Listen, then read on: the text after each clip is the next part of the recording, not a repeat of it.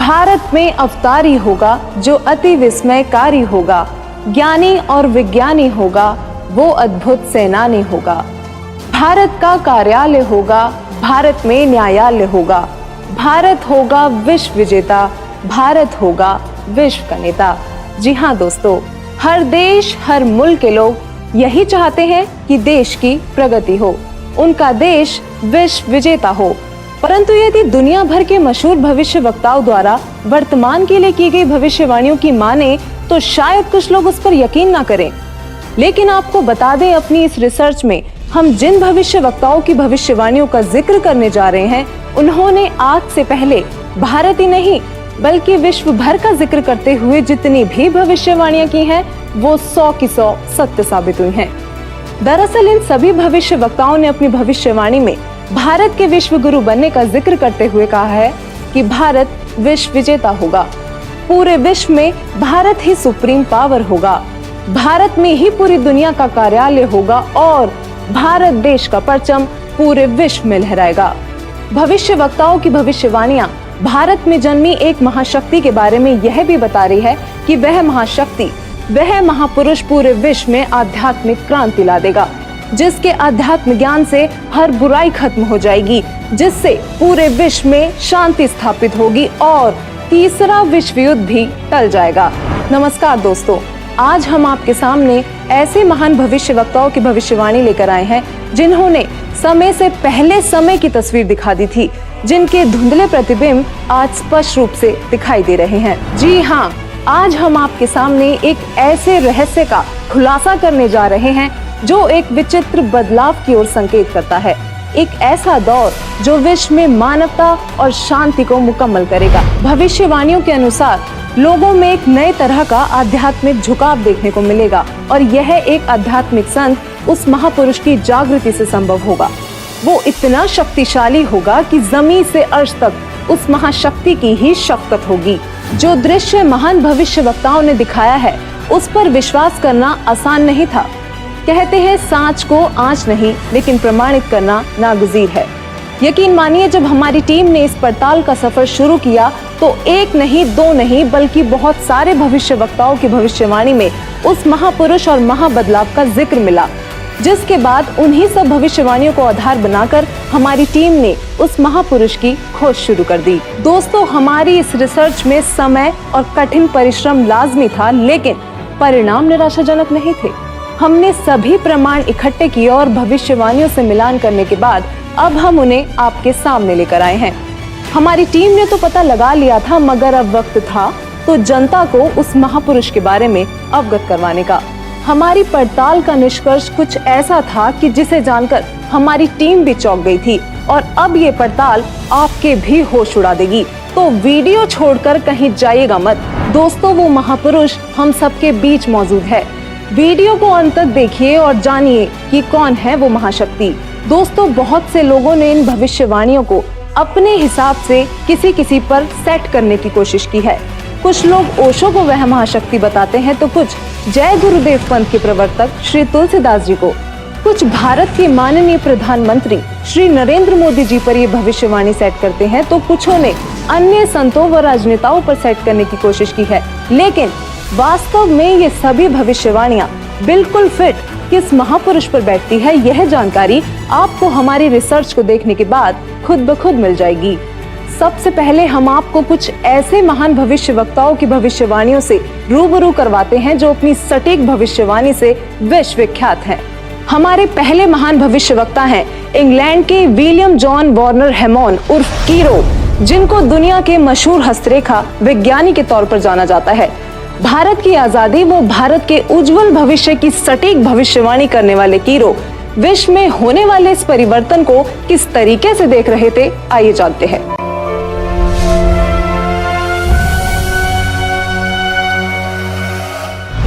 कीरो ने सन 1925 में लिखी पुस्तक में भविष्यवाणी की है 20वीं सदी अर्थात सन 2000 ईस्वी के उत्तरार्ध में जन्मा संत ही विश्व में नई सभ्यता लाएगा जो संपूर्ण विश्व में फैल जाएगी। भारत का वह एक व्यक्ति सारे संसार में ज्ञान की क्रांति ला देगा।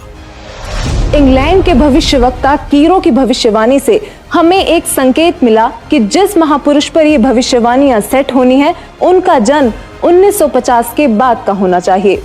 तो चलिए अब चलते हैं नॉर्वे के श्री आनंद आचार्य जी की भविष्यवाणी की ओर, जिन्होंने पूरे गर्व के साथ अपनी भविष्यवाणी में भारत का जिक्र किया है।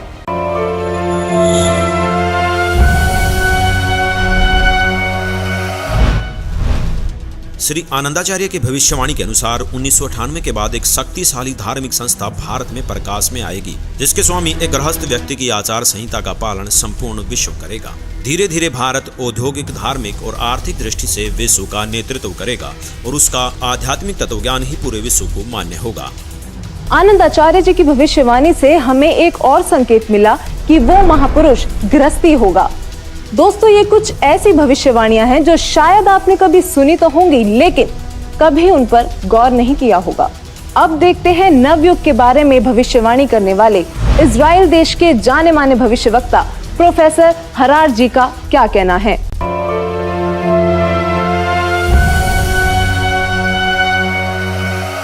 प्रोफेसर हरार। इजराइल के प्रोफेसर हरार के अनुसार भारत देश का एक दिव्य महापुरुष मानवतावादी विचारों से सन 2000 ईस्वी से पहले आध्यात्मिक क्रांति की जड़ें मजबूत कर लेगा। वह सारे विश्व को उनके विचार सुनने को बाध्य होना पड़ेगा। भारत के अधिकतर राज्यों में राष्ट्रपति शासन होगा, पर बाद में नेतृत्व धर्मनिष्ठ वीर लोगों पर होगा जो एक धार्मिक संगठन के आश्रित होंगे। अब बारी आती है फ्रांस के प्रसिद्ध भविष्यवक्ताओं की, जिनकी भविष्यवाणियां एकदम सटीक मानी जाती हैं। जो उन्होंने कह दिया वो पत्थर की लकीर हो गया। तो आइए देखते हैं कौन है ये भविष्यवक्ता और क्या थी इनकी भविष्यवाणियां। तो चलिए सबसे पहले बात करते हैं फ्रांस के महान भविष्यवक्ता डॉक्टर जूले वर्न की।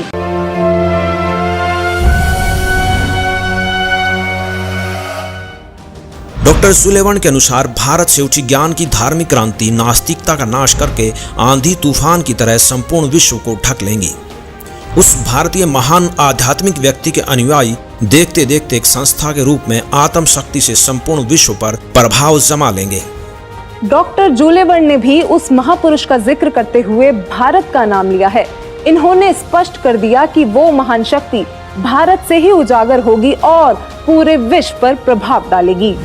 मैं सीना ठोक कर कहता हूँ, मेरे सायरन को कोई रोक नहीं पाएगा और वह जरूर आएगा। ऐसा कहना था महान भविष्यवक्ता मिशेल दी नॉस्ट्राडामस का, जो आज भी बहुत से लोगों के दिलों में अपनी जगह बनाए हुए हैं, जिनकी भविष्यवाणियों को आज तक कोई भी गलत सिद्ध नहीं कर पाया। उन्होंने जैसा कहा वही होता गया। नॉस्ट्राडामस ने अपनी भविष्यवाणी में होने वाले इस महान परिवर्तन की तफसील से व्याख्या की है। तो आइए देखते हैं क्या कुछ बताया उन्होंने अपनी भविष्यवाणी में।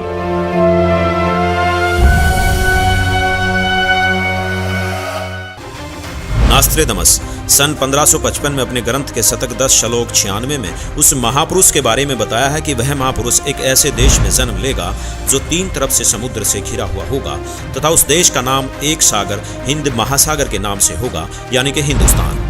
दोस्तों, विश्व में हिंदुस्तान ही ऐसा देश है जो 3 ओर से सागर से घिरा है तथा हिंदुस्तान ही एकमात्र देश है जिसका नाम किसी सागर के नाम से मेल खाता है, हिंद महासागर। फिर शतक 20 श्लोक 25 में कहा है कि वो महापुरुष हिंदुस्तान में पैदा होगा। वह महापुरुष एक ऐसे प्रांत में जन्म लेगा जिसमें 5 नदियां बहती हों। यह उल्लेख उन्होंने शतक 1 श्लोक 50 में किया है। दोस्तों, हिंदुस्तान में पंजाब ही एकमात्र ऐसा प्रांत है जिसमें 5 नदियां बहती हैं, जिनके नाम आपके सामने हैं। नदियों के नाम हैं सतलुज, व्यास, रावी, झेलम और चेनाब। नॉस्ट्राडामस ने शतक 5 श्लोक 41 में बताया है कि उस महापुरुष द ग्रेट शायरन की 4 संतानें होंगी, जिसमें 2 पुत्र और 2 पुत्रियां होंगी। उस महापुरुष के बारे में एक रहस्य उद्घाटन करते हुए नॉस्ट्राडामस ने शतक 5 श्लोक 41 में लिखा है कि उस महापुरुष की माताएं 3 बहनें होंगी। नॉस्ट्राडामस ने शतक 6 श्लोक 70 में लिखा है कि मैं छाती ठोक कर कहता हूँ कि वह महापुरुष ऐसा ज्ञान बताएगा जो आज से पहले किसी ने नहीं सुना होगा। उसके ज्ञान को सुनकर सभी विद्वान कहलाने वाले धर्मगुरुओं को नतमस्तक होना पड़ेगा। एक बेहद हैरान कर देने वाली भविष्यवाणी नॉस्ट्राडामस ने उस महान पुरुष को लेकर करते हुए शतक 1 श्लोक 50 में कहा है कि उस महापुरुष को देशद्रोह अथवा राष्ट्रद्रोही समझकर लोग नफरत करेंगे, लेकिन बाद में सच्चाई जानने के बाद उससे बेहद प्रेम करेंगे। उसके द्वारा स्थापित आदर्श और विचारों का बोलबाला हर जगह हो जाएगा। नॉस्ट्राडामस ने शतक 20 श्लोक 25 में कहा है कि वह न तो क्रिश्चियन ईसाई होगा न मुसलमान होगा, वह केवल हिंदू ही होगा। शतक 6 श्लोक 17 में नास्त्रोदामस ने कहा है कि वह महापुरुष पूरे विश्व का संचालक होगा, वह महापुरुष विश्व विजेता होगा। शतक 2 श्लोक 79 में बताया है कि वह महापुरुष अपनी सत्य साधना बताएगा तथा इस क्रूर भूमि अथवा काल लोक से मुक्त करवाएगा। शतक 1 श्लोक 50 में कहा है कि वह महान पुरुष अपने ज्ञान के बल से सब राष्ट्रों को नतमस्तक कर देगा। मैं नास्त्रोदामस आपको स्पष्ट कर दूं कि उस महान संत की उपेक्षा न करें। उस महान संत को आराध्य देव मानकर उसकी पूजा करना आपके लिए बहुत हितकारी होगा, क्योंकि वह आदि पुरुष परमेश्वर का अंश दुनिया का तारणहार होगा। प्रसिद्ध भविष्यवक्ता नॉस्ट्राडामस जी की भविष्यवाणी से काफी हद तक यह स्पष्ट हो गया था कि उस महापुरुष की क्या पहचान है। हमारी टीम ने उनके बताए हुए हर उस पॉइंट को नोट किया जो हमें महापुरुष की ओर ले जा सकते थे, और इन सभी तथ्यों को मद्देनजर रखते हुए हम आगे बढ़े और अपनी पड़ताल में अन्य भविष्यवक्ताओं की भविष्यवाणियां भी खंगालना शुरू किया।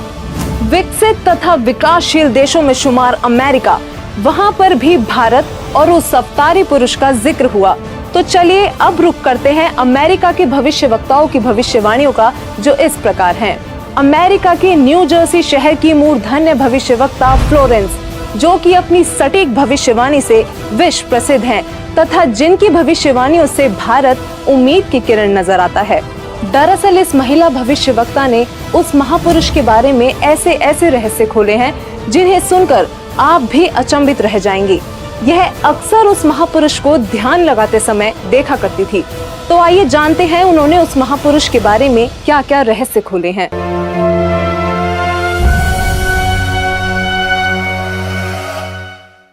भविष्यवक्ता फ्लोरेंस ने अपनी लिखी पुस्तक golden light of new era में 1960 में लिखा है कि जब मैं ध्यान लगाती हूँ तो अक्सर एक संत को देखती हूँ। उसके सिर पर सफेद बाल हैं, न दाढ़ी है न मूंछ, वह गौर वर्ण का है। उनके ललाट पर आकाश से एक नक्षत्र के प्रकाश की किरणें निरंतर बरसती रहती हैं। मैं देखती हूँ कि वह संत अपनी कल्याणकारी विचारधारा तथा अपने सच्चरित्र प्रबल अनुयायियों की शक्ति से संपूर्ण विश्व में नए ज्ञान का प्रकाश फैला रहे हैं। उनमें इतनी शक्ति है कि वह प्राकृतिक परिवर्तन भी कर सकते हैं। मैं उस पवित्र स्थान पर एक प्रचंड तपस्वी को देख रही हूँ, जिसका तेज बड़ी ही तेजी से फैल रहा है। मनुष्य में सोए दैवत्व को जगाने तथा धरती को स्वर्ग जैसा बनाने के लिए वह संत दिन रात प्रयत्न कर रहे हैं। भविष्यवक्ता फ्लोरेंस बताती हैं कि मैं भविष्य के विषय में एक बहुत ही महत्वपूर्ण बात बता रही हूँ। 20वीं शताब्दी के अंत में भारतवर्ष से एक प्रकाश निकलेगा। यह प्रकाश पूरी दुनिया को उन दैविक शक्तियों के विषय में जानकारी देगा जो अब तक हम सभी के लिए रहस्यमय बनी हुई है। एक दिव्य महापुरुष द्वारा यह प्रकाश पूरे विश्व में फैलेगा। वह सभी को सतमार्ग पर चलने की प्रेरणा देगा। समस्त दुनिया में एक नई सोच की ज्योति फैलेगी। जब मैं ध्यान अवस्था में होती हूँ तो अक्सर यह दिव्य महापुरुष मुझे दिखाई देते हैं। फ्लोरेंस ने बार बार इस संत या दिव्य पुरुष का जिक्र किया है। साथ ही ये भी बताया है कि उत्तरी भारतवर्ष में एक पवित्र स्थान पर वे मौजूद हैं। भविष्यवक्ता फ्लोरेंस की भविष्यवाणियों से हमें जो जानकारी मिली उसकी हमने बड़ी ही गहनता से जांच की, क्योंकि उनकी भविष्यवाणी ने वो रहस्य खोले जो हम सोच भी नहीं सकते थे। फ्लोरेंस की भविष्यवाणी से जो रहस्य उजागर हुआ वो चौंकाने वाला था। इस रहस्य के खुलने से हमारी टीम को आगे बढ़ने में बहुत मदद मिली। तो चलिए अब देखते हैं अमेरिका के ही अन्य भविष्यवक्ता क्या कहते हैं। अब हम बात करने जा रहे हैं भारत के पहले प्रधानमंत्री पंडित जवाहरलाल नेहरू जी के निधन तथा नेहरू जी के उत्तराधिकारी चुने जाने की सटीक भविष्यवाणी करने वाली अमेरिका की महान भविष्यवक्ता श्रीमती जीन डिक्सन की।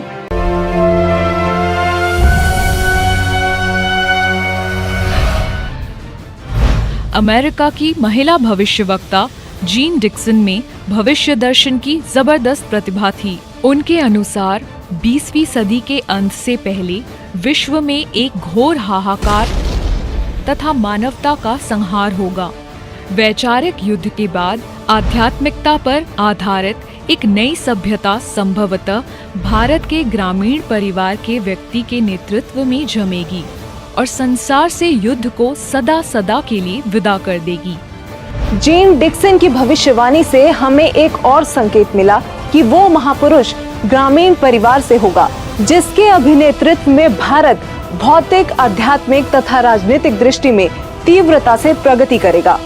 दोस्तों, अब हम उस महापुरुष के बेहद करीब थे, तो चलिए आगे बात करते हैं तीसरे विश्व युद्ध की भविष्यवाणी करने वाले अमेरिका के ही महान भविष्यवक्ता एंडरसन की, जिनकी भविष्यवाणियों ने रेखा अंकित प्रतिबिंब को प्रत्यक्ष कर दिया। आइए देखते हैं।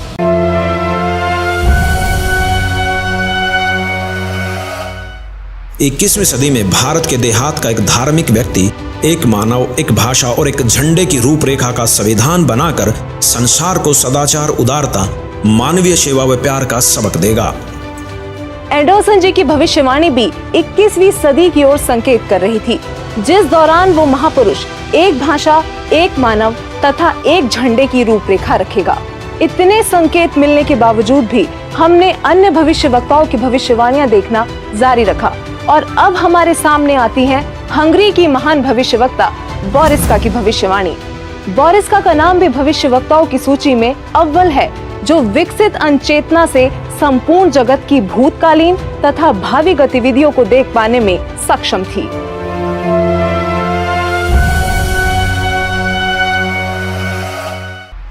हंगरी की ज्योतिषी बोरिस्का के अनुसार इस आध्यात्मिक व्यक्ति के बड़ी संख्या में छोटे छोटे लोग ही अनुयायी बनकर भौतिकवाद को आध्यात्मिकता से बदल देंगे।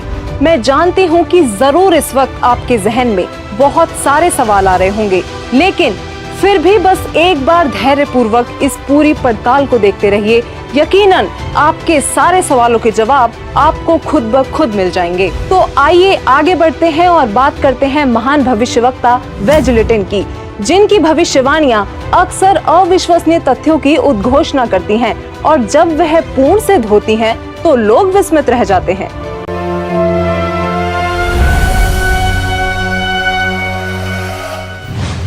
श्री वेजलेटिन। भविष्यवक्ता श्री वेजलेटिन के अनुसार 20वीं सदी के उत्तरार्ध में सन 1950 के पश्चात विश्व में आपसी प्रेम का अभाव, मानवता का हास, माया का संग्रह की दौड़, लूट व राजनेताओं का अन्यायी हो जाना आदि आदि बहुत से उत्पात देखने को मिलेंगे। परंतु भारत में उत्पन्न हुई शांति, भ्रातृत्व भाव पर आधारित नई सभ्यता संसार से देश, प्रांत और जाति की सीमाएं तोड़कर विश्व भर में अमन और चैन उत्पन्न करेंगी। भविष्यवक्ता वेजलेटिन ने अपनी भविष्यवाणी में आज की स्थिति का बखूबी जिक्र किया है। उन्होंने कहा है कि जहां लोगों में आपसी प्रेम का अभाव हो जाएगा, मानवता का ह्रास शुरू हो जाएगा, राजनेता अन्यायी हो जाएंगे और धन कमाने की दौड़ लगी होगी, पूरी दुनिया में अशांति का माहौल होगा, तब वह महापुरुष अपने आध्यात्मिक विचारों से शांति लाएगा। इस हाहाकार को मिटाने वाला महापुरुष बहुत ही जल्द पूरे विश्व में शांति लाएगा।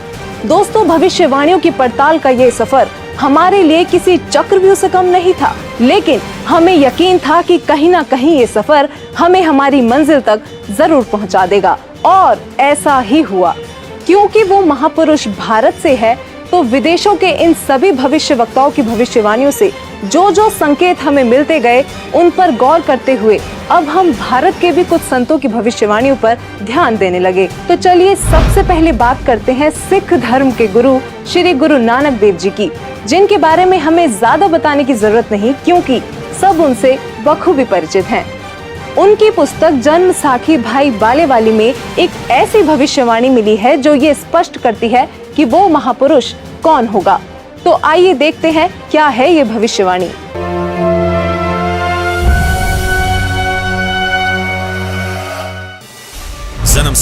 जन्म साखी भाई बालेवाली, जिसके प्रकाशक हैं भाई सवाहर सिंह एंड कंपनी, पुस्तक वाले बाजार, माई सेवा, अमृतसर, पंजाब। हिंदी भाषा वाली। पेज नंबर 305 पर भक्त प्रहलाद की भविष्यवाणी लिखी है कि नानक जी के सचखंड साने के सैकड़ों वर्ष पश्चात पंजाब की धरती पर 60 वर्ण में वह संत जन्म लेगा जो कबीर जी तथा नानक जी जैसा महान होगा। उसका प्रचार क्षेत्र बरवाला शहर होगा। दोस्तों, जन्म साखी भाई बालेवाली में लिखी भविष्यवाणी से ये स्पष्ट हो गया कि वो संत जाट वर्ण का होगा और उसका प्रचार क्षेत्र बरवाला होगा। आरिफ का चेहरा प्रत्यक्ष दिखाई दे रहा था। हम करीब थे उस महापुरुष के जो रिवायतें बदलने में सक्षम थे। अब देखना यह था कि जाट जाति का संत कौन है और किसका प्रचार क्षेत्र बरवाला है। इसके साथ ही हमें अपनी अगली भविष्यवाणी में उस संत के जन्म का पता लगा।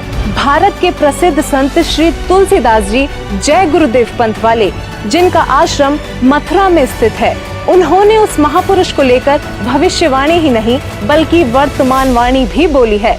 जी हाँ, बिल्कुल सही सुना आपने।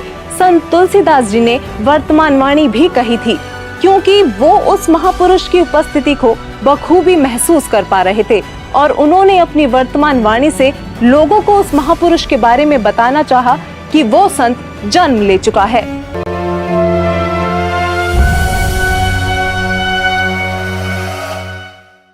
श्री तुलसीदास जी उर्फ जय गुरुदेव जी ने 7 सितंबर 1971 में भविष्यवाणी की थी, जो अपनी शाकाहारी पत्रिका में पेज नंबर 50 में लिखी है कि वह अवतार जिसकी लोग प्रतीक्षा कर रहे हैं वह 20 वर्ष का हो चुका है। यदि उसका पता बता दूं तो लोग उसके पीछे पड़ जाएंगे। अभी ऊपर से बताने का आदेश नहीं हो रहा है। मैं समय का इंतजार कर रहा हूँ। सभी महापुरुषों ने समय का इंतजार किया है और समय आने पर सबको सब कुछ मालूम हो जाएगा। श्री तुलसीदास जी द्वारा 28 अगस्त 1971 को की गई भविष्यवाणी अनुसार महापुरुष का जन्म भारतवर्ष के एक छोटे से गांव में हो चुका है और वह व्यक्ति मानव इतिहास का सबसे महत्वपूर्ण व्यक्ति बनेगा। उसे जनता का इतना बड़ा समर्थन प्राप्त होगा कि आज तक किसी को नहीं मिला है।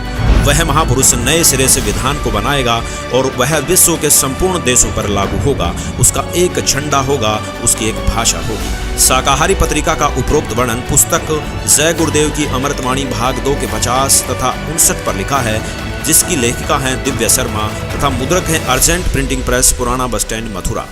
इसके साथ ही एक और भविष्यवाणी बाबा जय गुरुदेव उर्फ तुलसीदास जी द्वारा 28 अगस्त 1971 को की गई थी, जो शाकाहारी पत्रिका पृष्ठ 59 में लिखी है। संत तुलसीदास जी ने अपनी वाणी में यह स्पष्ट रूप से बताया कि वो संत पृथ्वी पर मौजूद है और 7 सितंबर 1971 को वह पूरे 20 वर्ष का हो चुका है। राजस्थान के भविष्यवक्ता बाबा रामदेव को कौन नहीं जानता, इन्होंने तो कमाल ही कर दिखाया है।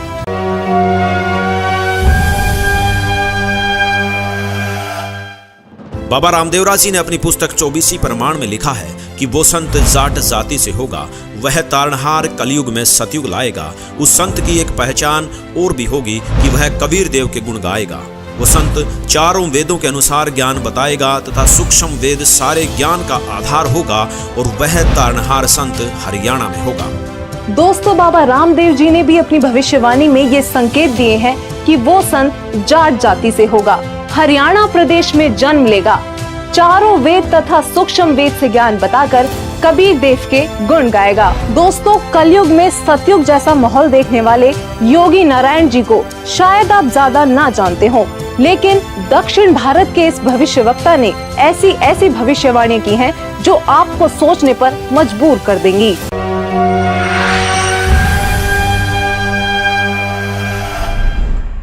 दक्षिण भारत के कर्नाटक के योगी नारायण जी ने अपनी पुस्तक काल ज्ञान में उस महापुरुष के साथ साथ उनके द्वारा लाए जाने वाले राम राज्य का भी जिक्र किया है।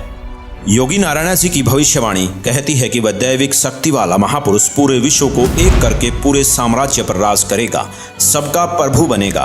वह महापुरुष उत्तरी भारत से हो सकता है, ऐसा संकेत दिया है। उस महापुरुष का शासन धर्मयुक्त होने के कारण वर्षा अच्छी होगी, फसल भी अच्छी आएगी। जनता आने वाले समय में ज्यादा पैसों के पीछे ना पड़कर और अपने समय को बर्बाद ना करके तत्वचिंतन, आत्म कल्याण व लोक कल्याण के कार्य में मगन रहेंगे। वो सदियों से ठीक ना होने वाली बीमारी को प्रारब्ध के पाप का फल बोलते हैं, लेकिन उसके द्वारा दिए गए तारक मंत्र से उनके साम्राज्य में आपको प्रारब्ध कर्म के पाप का फल नहीं भोगना होगा और किसी भी प्रकार के असाध्य रोग ठीक हो जाएंगे।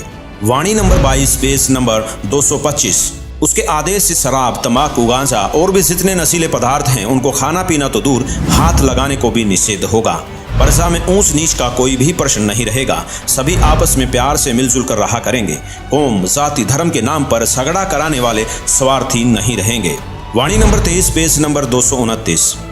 इससे पहले बताई गई भविष्यवाणी में लोक प्रभु बनने वाला वो महापुरुष ब्रह्म विद्या धुरंधर गुरु होगा, अध्यात्म का पूर्ण जानकार होगा, पर ब्रह्म को बड़े साहस पूर्वक ढंग से बताएगा कि पूर्ण परमात्मा ही पूजा के योग्य है, पूर्ण ब्रह्म की ही पूजा करनी चाहिए।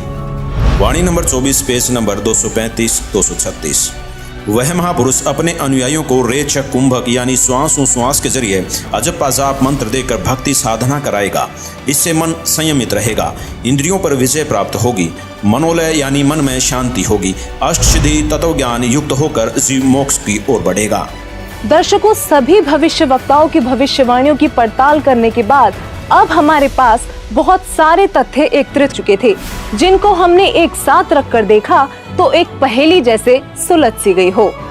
अब हमारे सामने एक ऐसा डेटा था जिसके आधार पर हमने सभी संतों पर भविष्यवाणियां सेट करनी शुरू कर दी, चाहे वो ओशो हो या राधा स्वामी पंथ के प्रवर्तक श्री गुरविंदर सिंह जी, सतपाल जी महाराज हो या फिर बाल योगेश्वर आदि। दोस्तों, हमारी इस फेरियस्त में हर वो संत और महापुरुष मौजूद थे जिनका नाम अक्सर आपके जहन में आता होगा। आध्यात्मिक संत या महापुरुष ही नहीं, बल्कि हमने प्रधानमंत्री नरेंद्र मोदी जी जैसे राजनेताओं पर भी भविष्यवाणी को सेट करके देखा, लेकिन एक एक करके सभी संतों व राजनेताओं की छटनी होती चली गई और अंत में हमारे सामने थे एक ऐसे संत, एक ऐसे महापुरुष जिनके बारे में हमने सोचा तक नहीं था। केवल एक यही संत ऐसे थे जिन पर सारी की सारी भविष्यवाणियां खरी उतर रही थी। दोस्तों, अब हम आप सभी दर्शकों से अनुरोध करते हैं कि दिल थाम कर बैठिए और तैयार हो जाइए उस महापुरुष को देखने के लिए, क्योंकि अब हम पेश करने जा रहे हैं उस महापुरुष की तस्वीर। दोस्तों, वो संत कोई और नहीं बल्कि पूरी दुनिया में सब संत महंत गुरु आचार्यों शंकराचार्यों से हटकर सर्व धर्म ग्रंथों के आधार पर सद्भक्ति प्रदान करने वाले अद्वितीय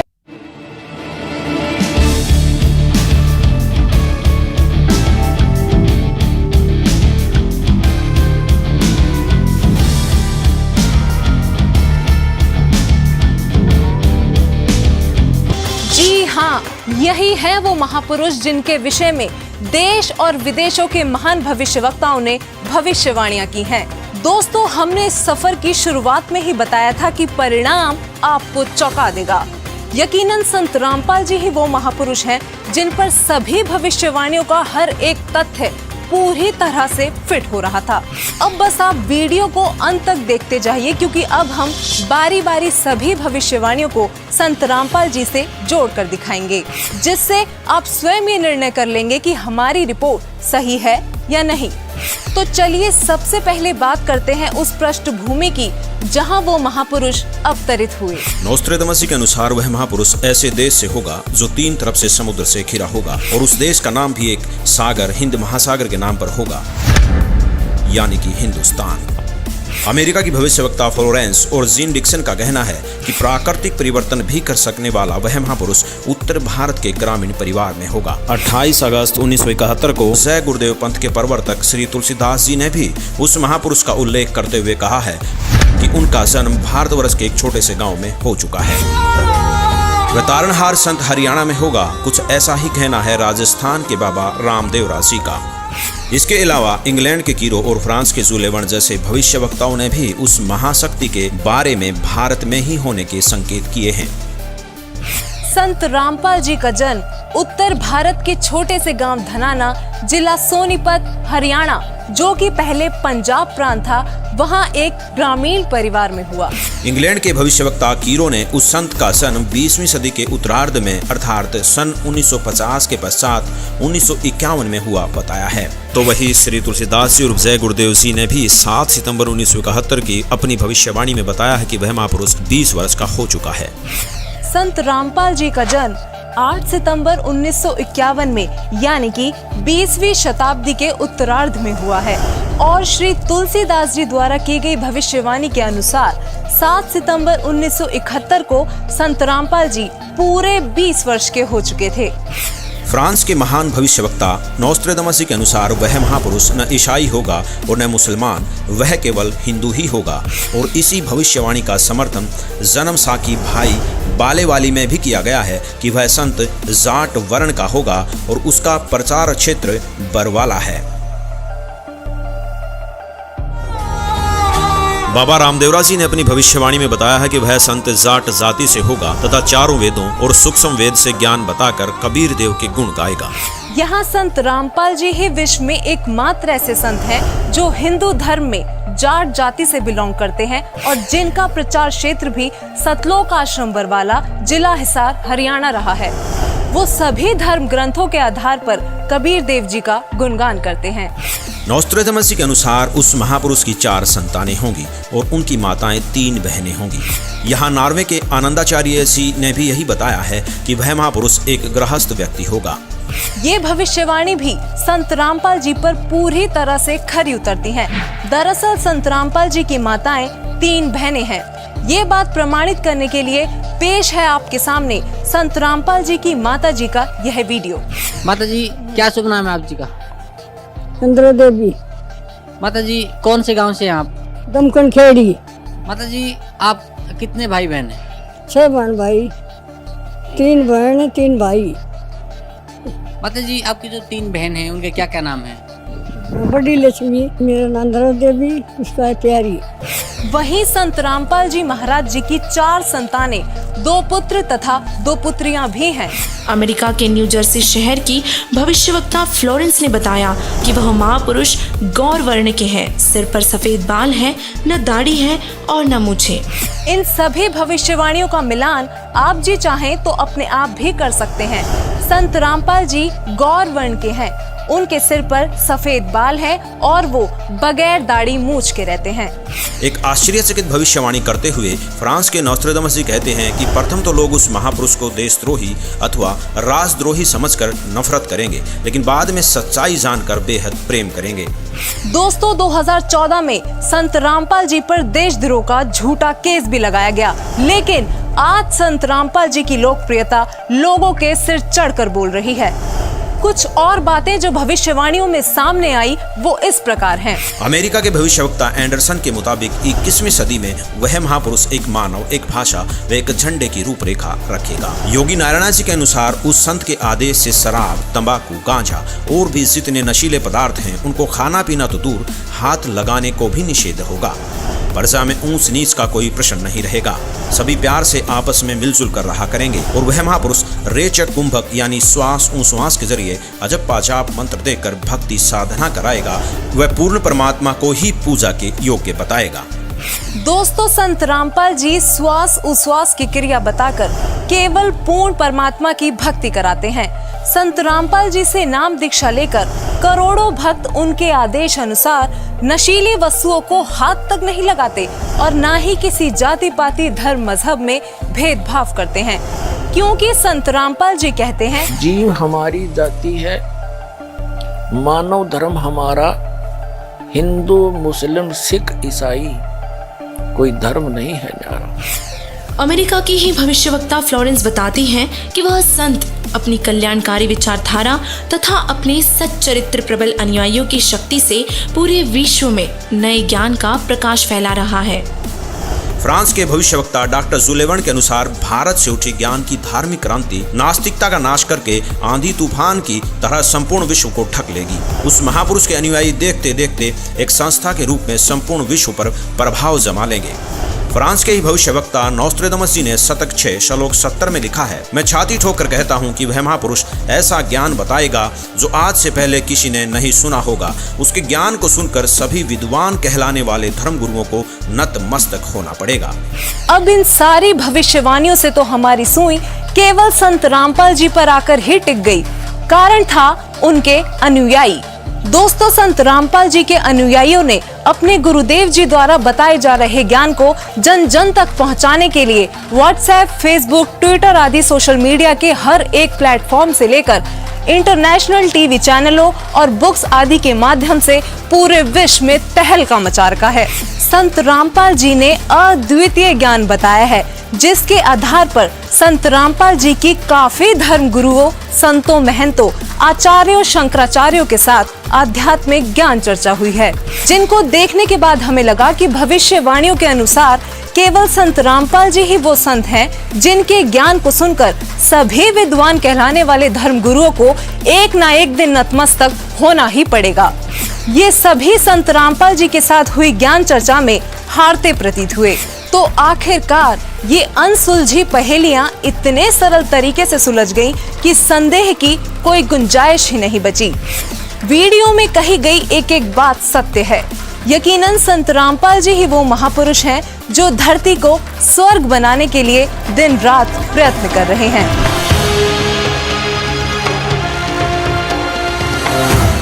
पर में पंथ प्रगट हो बाणी, ये पर माँ पंथ गरीबदास के पंथ में कहते, मेरी महिमा की वाणी, मेरी लीला की वाणी पुनः प्रगट होगी उसके द्वारा, और शब्द हमारे का निर्णय ठानी। बर में पंथ प्रगट हो बाणी, हवे बाणी ये हवे है, और शब्द हमारे का निर्णय ठानी। अस्थिर घर का मरम ना पावे, ये 12 पंथ हम ही को ध्यावे।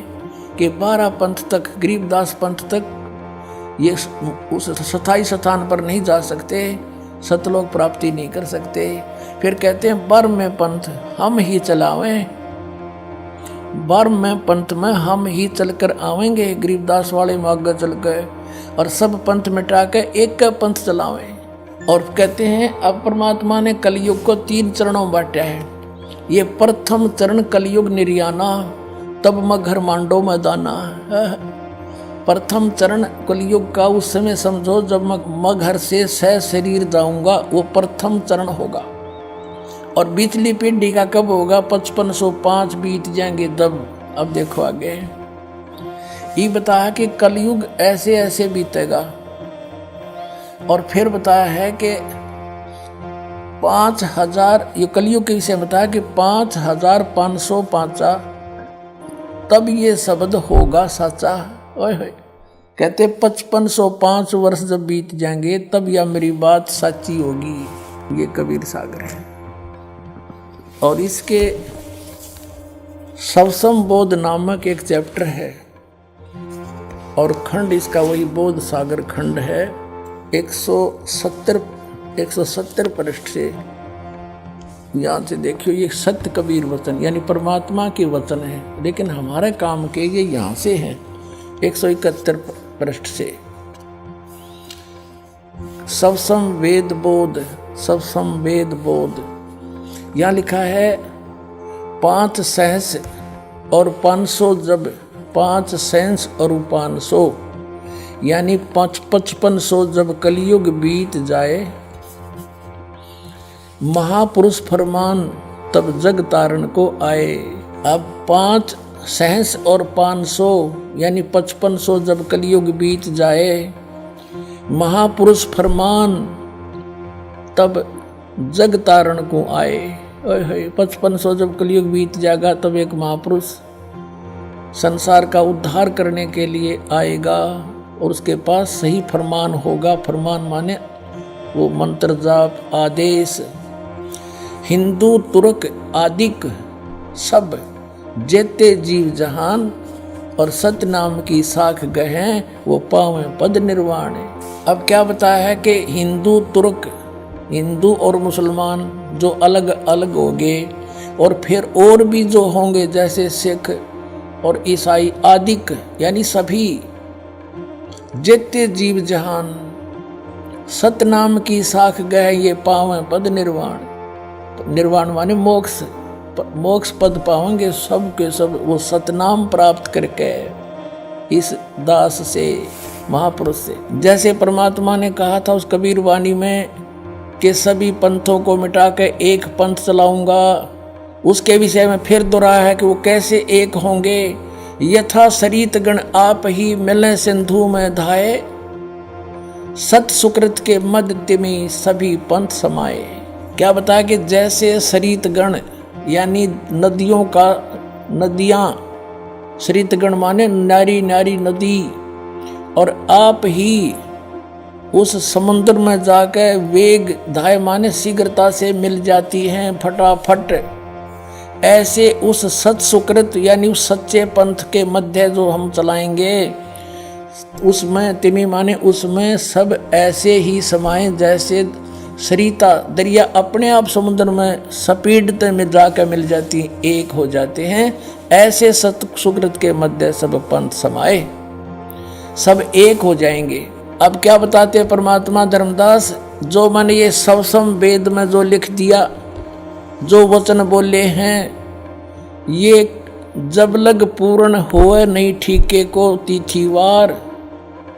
ये ठीक क्या होती है? जैसे हमारे पहले पुराने समय में हम छोटे छोटे थे जब यूं कहा करते कि एक व्यापारी भैंस ले गया और पैसे ना देता, आगे से आगे ठीक बता रहा है, आगे तागे समय धर रहा है, पैसे नहीं दे रहा। तो इस प्रकार यहाँ वो बताया है कि यो मैंने जो ठीक दर रखी है ना, ठीक वो निर्धारित समय कर रखा है कि धर्मदास जब तक वो समय नहीं आएगा ना तब तक तो ये मेरी बात ये सब संवेद में लिखी हुई निराधार महसूस होंगी जो कपटी लोगों को।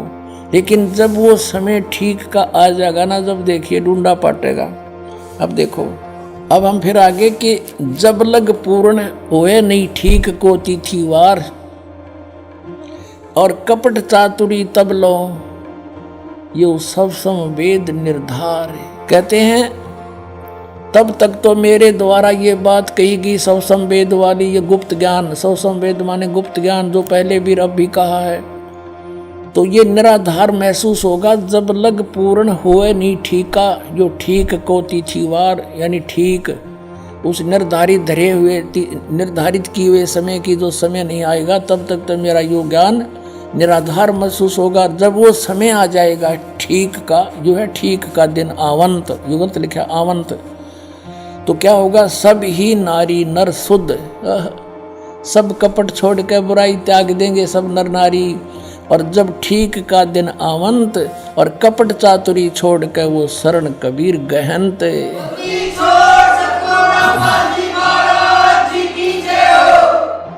पूरे विश्व में लिखा परमात्मा ने कि सब एक हो जाएंगे। क्या लिखा है कि एक अनेक हव गए और पुनः अनेक हो एक, हंस चले सतलोक को सब सत नाम की टेक। एक से हम अनेक बना दिए काल ने, हिंदू न्यारे, मुसलमान अलग, सिख न्यारे, ईसाई अलग से और नरे धर्म बना दिए और ये मजहब पंथ गणे बना दिए। कहते हैं जैसे हम एक से अनेक हो गए और पुनः फिर हम अनेक से एक होवांगे, पुनः अनेक हो एक और हंस चले सतलोक को सब सत नाम की टेक। ओए होए के सभी सतलोक में चले जाएंगे सतनाम प्राप्ति करके। इस दास से इससे पहले राधा स्वामी पंथालय ने सतनाम का कह ख का भी पता कोई ना, ये काल के दूत थे इसलिए छुपा कर रखी भगवान ने, उनको सतनाम का नहीं पता यू खान का है पीण का। अब ये वास्तविक मंत्र आपको दिया जाएगा, इससे आप सबका मोक्ष होगा, पूरे विश्व में शांति। देखना आगे कितना कमाल किया है कि घर घर बोध विचार हो, मेरे ज्ञान का घर घर चर्चा चलेगी और दुर्मति दूर बहाए, सबकी दुर्बुद्धि दूर हो जाएगी, हाहाकार मिट जाएगा, माया की दौड़, मिलावट, रिश्वतखोरी, आपस में लड़ाई खींचातानी, ये दुर्मति दूर बहाए और कलयुग में एक होकर सब बरतें सहज शोभाए।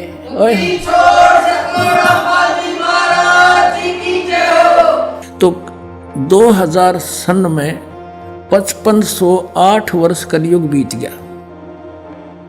अब हम पीछे चले 5505 निकालने के लिए। 1997 में 5505 कलयुग बीता, 1999 में 5507 हो गया और 1998 में 6 हो गया, 1997 में 5505 वर्ष कलयुग बीत गया। और उस समय इस दास को 1997 में 10 बजे इस शुक्ल फागुन की उतरते की एकम के दिन 1997 में दास को परमात्मा पुनः मिले थे। उसमें आदेश दे दिया था कि अब समय आ गया है इस सतनाम की को उजागर कर देने का, बेटा कर दे। और मुझसे कहा था कभी किसी को जिक्र ना करना कि मेरे मिलन का समय आने पर बता। लेकिन दास ने लिख दिया था एक पुस्तक में, अभी दिखाते हैं आपको, बहुत पहले। ये पुस्तक है आध्यात्मिक ज्ञान गंगा, ये सन 2009 से चल रही है। और 2005 में दास ने एक पुस्तक लिखी थी भक्ति और भगवान, उसमें भी लिख दिया था। अब देखना, ये आध्यात्मिक ज्ञान गंगा ये यहाँ अपने इस दास के द्वारा इसका सब सदग्रंथों के आधार से, इसके आधार से ये बनाई है। अब इसके पृष्ठ नंबर 538 पे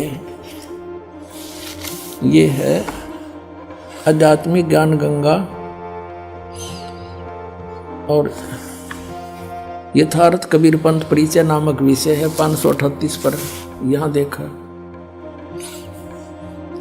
मुझ दास रामपाल दास को परमेश्वर कबीर साहिब जी संवत 2053 फाल्गुन मास शुक्ल पक्ष एकम मार्च 1997 को दिन के 10 बजे मिले थे। सार शब्द की वास्तविकता तथा संगत को दान करने का सही समय संकेत देकर अंतर्ध्यान हो गए थे और इसको अगले आदेश तक रहस्य युक्त रखने का आदेश दिया था। किसको? कि मैं मिला।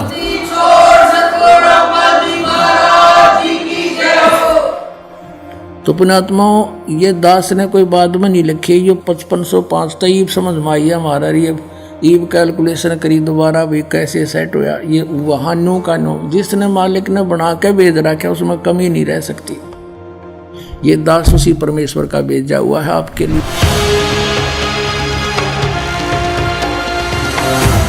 तो क्या संत रामपाल जी महाराज की शरण में आने के बाद आपको कोई लाभ हुए?